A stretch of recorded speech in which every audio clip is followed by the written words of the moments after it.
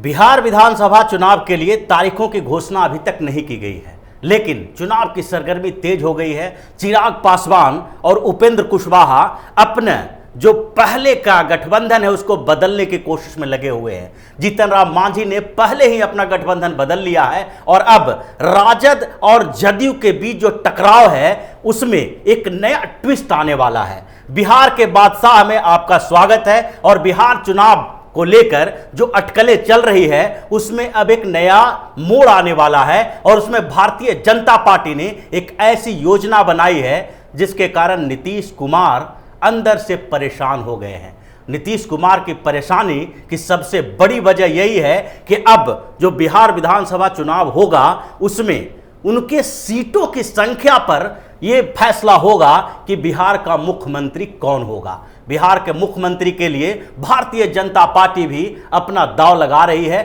और भाजपा इस बात के लिए बिल्कुल तैयार है कि अगर भारतीय जनता पार्टी को नीतीश कुमार की पार्टी से ज्यादा सीटें मिलती है तो मुख्यमंत्री उन्हीं का होगा। हालांकि अगर सीटों में थोड़ा बहुत का अंतर भी होता है तो उसके लिए भी भारतीय जनता पार्टी ने अपनी एक नई योजना बनाई है और इसी योजना में चिराग पासवान, उपेंद्र कुशवाहा, जीतन राम मांझी सब शामिल हैं। इन छोटी पार्टियों पर भी भाजपा अपना दांव लगा रही है और यही सबसे बड़ा कारण है कि चिराग पासवान लगातार नीतीश कुमार की बुराई कर रहे हैं और भारतीय जनता पार्टी चुपचाप बैठी है। भारतीय जनता पार्टी के रणनीतिकार इस बात पर ध्यान दे रहे हैं कि चिराग पासवान अंतिम समय तक भी एनडीए के साथ आते हैं तो नीतीश कुमार के लिए एक जो Bharatiya Janata party safety valve के तरह यूज करने वाली है वो चिराग पासवान वो सेफ्टी वॉल्व बनेंगे। अगर भारतीय जनता पार्टी और नीतीश कुमार की सीटों में अंतर भी होता है तो एनडीए की जो दूसरी पार्टियां हैं वो भाजपा के साथ आएगी और भारतीय जनता पार्टी बिहार में भी उसी तरह बड़े भाई की भूमिका में आ जाएगी जिस तरह महाराष्ट्र में शिवसेना को पीछे छोड़कर भाजपा धीरे धीरे आगे बढ़ती रही है। ये बिहार की स्थिति अब हो गई है। बिहार में चुनाव होने से पहले ही नीतीश कुमार की जो पार्टी है उसके अंदर भी भाजपा के कई समर्थक मौजूद हैं और ये रणनीति आगे के लिए बनाई गई है। अमित शाह ने बिहार की पूरी योजना बनाई है और उस योजना में चिराग पासवान की एक अहम भूमिका है और इसलिए भारतीय जनता पार्टी के खिलाफ चिराग पासवान ने अभी तक कुछ नहीं बोला है। हालांकि सीट शेयरिंग के मामले में अभी एनडीए में तनातनी चल रही है और एनडीए अभी तक सीट में के बंटवारे को लेकर कंफ्यूज्ड है। केंद्रीय गृह मंत्री अमित शाह ने बिहार के लिए पूरी योजना बना ली है। उन्होंने जो बिहार का प्लान बनाया है उसमें चुनाव से पहले और चुनाव के बाद के लिए अलग अलग प्लान है। चुनाव से पहले ये तो तय है कि नीतीश कुमार ही एनडीए के चेहरा होंगे और इसके लिए कई बार अटकलें लगाई जा रही थी। भारतीय जनता पार्टी के कुछ नेता जैसे भाजपा के जो कुछ बड़े नेता हैं जो बिहार की राजनीति में हैं और उन लोगों ने पहले ये बताया था कि बिहार में भाजपा अलग तरीके की राजनीति करेगी, लेकिन अमित शाह ने उस पर विराम लगा दिया और बार बार ये कहा कि बिहार में विधानसभा चुनाव जो होगा उसमें नीतीश कुमार ही एनडीए का नेतृत्व करेंगे, यानी कि सीएम का चेहरा वही होंगे। ये बिहार विधानसभा चुनाव के पहले की रणनीति है क्योंकि भारतीय जनता पार्टी वहां पर मुख्यमंत्री का उम्मीदवार घोषित नहीं कर सकती है और यह भी अभी तय नहीं है कि भाजपा और नीतीश कुमार के बीच अलायंस इस बात पर निर्भर करेगा कि भाजपा के अपने सीएम उम्मीदवार नहीं होंगे और इस बात को भाजपा के रणनीतिकार पूरी तरह से जानते हैं और इसलिए अमित शाह ने ये योजना बनाई थी कि सबसे पहले चुनाव के पूर्व जो नेतृत्व करने वाले होंगे वो होंगे नीतीश कुमार। लेकिन चुनाव के बाद की रणनीति कुछ अलग है। चुनाव के बाद की रणनीति बनाने के लिए ही चिराग पासवान को आगे किया गया है। चिराग पासवान बार बार सीट शेयरिंग की बात नहीं कर रहे हैं बल्कि वो बार बार नीतीश कुमार का विरोध कर रहे हैं। उन्होंने कभी भी ये नहीं कहा कि भारतीय जनता पार्टी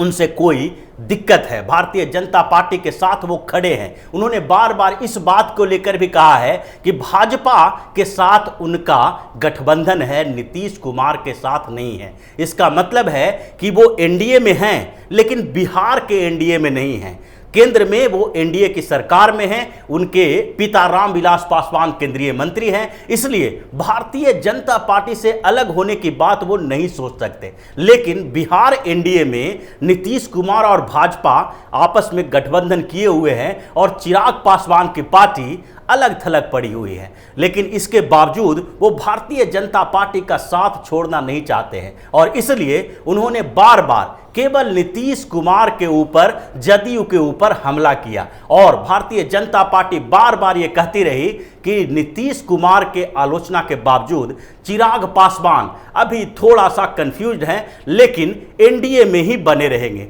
इसके पीछे के कारण यही है कि भारतीय जनता पार्टी किसी भी स्थिति में चिराग पासवान की पार्टी को अलग नहीं करना चाहती है। लोक जनशक्ति पार्टी भारतीय जनता पार्टी के साथ रहेगी, एनडीए के साथ रहेगी और इसके लिए अंतिम समय में सीटों का बंटवारा होगा और भारतीय जनता पार्टी को इसमें कोई दिक्कत नहीं है कि चिराग पासवान को 30 से 40 सीटें मिले। पिछले चुनाव में यानी कि जब 2015 का विधानसभा चुनाव हुआ था तो उस समय भी चिराग पासवान की पार्टी को 40 सीटें मिली थी। हालांकि उस समय चिराग पासवान की पार्टी यानी लोक जनशक्ति पार्टी 2 सीटों पर ही जीत दर्ज कर पाई थी, लेकिन उस समय की स्थिति और अब की स्थिति में अंतर है। उस समय जदयू और राजद के बीच गठबंधन था, साथ में कांग्रेस भी थी, यानी कि महागठबंधन की स्थिति पिछली बार थोड़ी मजबूत थी। लेकिन इस बार राजद और जदयू दोनों अलग अलग हैं, जदयू और भाजपा एक साथ है और उसके साथ अब जीतन राम मांझी फिर से एनडीए में चले आए हैं। उसके अलावा चिराग पासवान जो सीट शेयरिंग के मुद्दे पर थोड़ा बहुत अभी कंफ्यूज दिखाई पड़ रहे हैं, वो अंत तक भारतीय जनता पार्टी के साथ खड़े होंगे और उनको 30 से 40 सीटें देने में भारतीय जनता पार्टी को कोई दिक्कत नहीं होगी, क्योंकि भाजपा चाहती है कि जदयू थोड़ा कम सीटों पर चुनाव लड़े। जदयू के नीतीश कुमार इसी स्ट्रेटजी से, जो भाजपा की स्ट्रेटजी है, उसी से घबराए हुए हैं। उनको लगता है कि छोटी छोटी पार्टियां जैसे जीतन राम मांझी के साथ या उपेंद्र कुशवाहा अगर एनडीए में आना चाहे तो उनको भी बुलाकर इन सीटों में थोड़ा सा बंटवारा ऐसा कर दें जिससे कि भाजपा और जदयू दोनों करीब 100 सीटों से ऊपर जो विधानसभा क्षेत्र है वहां पर चुनाव लड़ सके। इससे जदयू अगर 100 से ज्यादा सीटों पर चुनाव लड़ती है तो उसमें नीतीश कुमार को सबसे ज्यादा फायदा होने वाला है। नीतीश कुमार चाहते हैं कि 80 से 90 सीटों के बीच हमें मिल जाए ताकि मुख्यमंत्री के पद की दावेदारी हमारी बनी रहे। लेकिन भारतीय जनता पार्टी की स्ट्रेटजी कुछ अलग तरीके की है। भारतीय जनता पार्टी ने 243 विधानसभा क्षेत्र में अपने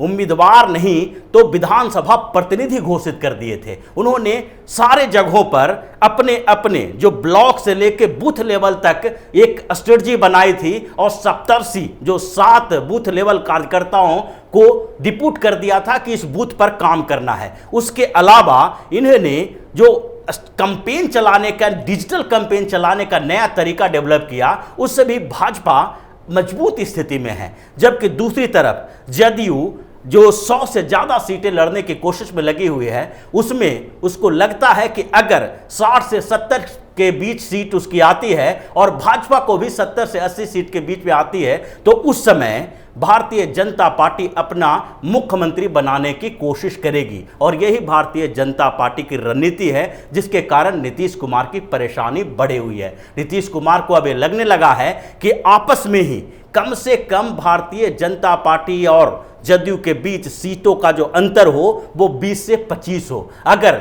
20-25 सीटों का अंतर नहीं होता है तो चिराग पासवान को जो 30 से 40 के बीच सीटें मिलेगी, उसमें से अगर 20 सीटों पर चिराग पासवान की जीत होती है, लोजपा की जीत होती है, तो ऐसी स्थिति में एनडीए के अंदर ही भाजपा की स्थिति मजबूत होगी और चुनाव के बाद भारतीय जनता पार्टी अपना मुख्यमंत्री बनाने का दावा करेगी। अगर नीतीश कुमार समर्थन नहीं करते हैं फिर भी भारतीय जनता पार्टी को जो छोटी छोटी पार्टियां हैं उसके समर्थन से सरकार बनाने से वो रोक नहीं सकते। अगर फिर से भारतीय जनता पार्टी से अलग होकर नीतीश कुमार लालू यादव के साथ भी गठबंधन करते हैं तो भी वैसी स्थिति में भाजपा वहां सरकार बना लेगी और इसकी पूरी योजना तैयार हो चुकी है, क्योंकि वहां पर 122 सीटों की जरूरत भारतीय जनता पार्टी को सरकार बनाने के लिए है। अगर 80 सीटों पर भाजपा की जीत होती है तो चिराग पासवान को मिली सीटें और उसके साथ साथ उपेंद्र कुशवाहा, जो कि नीतीश कुमार से 36 का आंकड़ा उनका है, लेकिन फिर भी वो एनडीए में आने के लिए सोच रहे हैं। अगर एनडीए में आते नहीं हैं और उपेंद्र कुशवाहा महागठबंधन का हिस्सा बनकर भी चुनाव लड़ते हैं, तो फिर जो चुनाव के बाद नए समीकरण बनेंगे उसमें भारतीय जनता पार्टी के साथ आने से उनको कोई गुरेज नहीं होगा, क्योंकि एक बार नीतीश कुमार अगर सत्ता से बेदखल हो गए तो उपेंद्र कुशवाहा के लिए भी आगे का रास्ता आसान हो जाएगा। और वो जो बिहार में कोयरी कुर्मी का गठबंधन है, जिसको तोड़ने के लिए उपेंद्र कुशवाहा ने अपनी अलग पार्टी बनाई और वो नीतीश कुमार के वोट बैंक में ही सेंधमारी करने की कोशिश में लगे हुए हैं, उनके लिए आगे का राजनीतिक सफर आसान हो जाएगा। इसलिए वो भी भारतीय जनता पार्टी को साथ देंगे। और मांझी जो नीतीश कुमार से इसी आधार पर अलग हुए थे, क्योंकि मांझी को एक बार मुख्यमंत्री बना के नीतीश कुमार ने उन्हें बेइज्जत करके बाहर किया था, और इसलिए मांझी बाद में एनडीए में शामिल हो गए थे। और जब नीतीश कुमार और भारतीय जनता पार्टी के बीच सहमति बनी तो धीरे धीरे इन लोगों के लिए एनडीए में जगह बना पाना मुश्किल हो गया, और इसलिए अब महागठबंधन में चले गए हैं। लेकिन चुनाव के बाद जब नीतीश कुमार को दरकिनार करने की कोशिश शुरू होगी तो उस समय मांझी, उपेंद्र कुशवाहा जैसे नेता भी एनडीए में आएंगे। एनडीए मतलब भारतीय जनता पार्टी के साथ जुड़ेंगे और एनडीए का पूरा समीकरण चुनाव के बाद बदलने वाला है। ऐसी स्थिति बिहार के अंदर दिखाई पड़ रही है, क्योंकि गठबंधन जो एनडीए का है, एनडीए के जो कैंडिडेट होंगे उसमें भी ऐसी स्थिति बिहार में उत्पन्न हो गई है कि नीतीश कुमार से नाराजगी को लेकर बिहार की जनता, बिहार में जो स्थिति चल रही है उसमें जदयू के कैंडिडेट को हराने की कोशिश तो हो रही है, लेकिन जहां जहां भारतीय जनता पार्टी के कैंडिडेट होंगे वहां ये गठबंधन के जो लोग हैं वो एकजुट होकर वोटिंग करने की तैयारी में लगे हुए हैं। वो माहौल बिहार का थोड़ा सा चेंज हो गया है। अब नीतीश कुमार से भी थोड़ी थोड़ी ऊब होने लगी है, लेकिन फिर भी जो राजद का विकल्प सामने है उसको दरकिनार करने के लिए, राजद से जो गुस्सा है लोगों में उसको लेकर इस बात के लिए अब एक नया समीकरण बन रहा है कि किसी तरह से भारतीय जनता पार्टी को 80 से ज़्यादा सीटें दिलवानी है। और इसलिए नीतीश कुमार ने भी अब एक नया दांव खेला है और गुप्तेश्वर पांडे को अपनी पार्टी में लाने की कोशिश की है, ताकि बिहार के जो सवर्ण वोटर हैं वो जदयू के प्रति जो उनकी नाराजगी है वो थोड़ी कम हो और भारतीय जनता पार्टी के साथ साथ जदयू के उम्मीदवारों के पक्ष में भी ये लोग मतदान करें। लेकिन जो भाजपा की रणनीति है उसके कारण नीतीश कुमार की मुश्किल जो बड़ी है वो चुनाव के बाद ही सामने आएगा। और बिहार में इस बार ऐसा अनुमान लगाया जा रहा है कि जो मुख्यमंत्री होगा वो भारतीय जनता पार्टी का होगा। तो इसी तरह की खबरों के साथ फिर से हाजिर होंगे, तब तक के लिए बने रहिए हमारे साथ और देते रहिए हमें सहयोग, ताकि इसी तरह की खबर हम आपके लिए लाते रहें। धन्यवाद।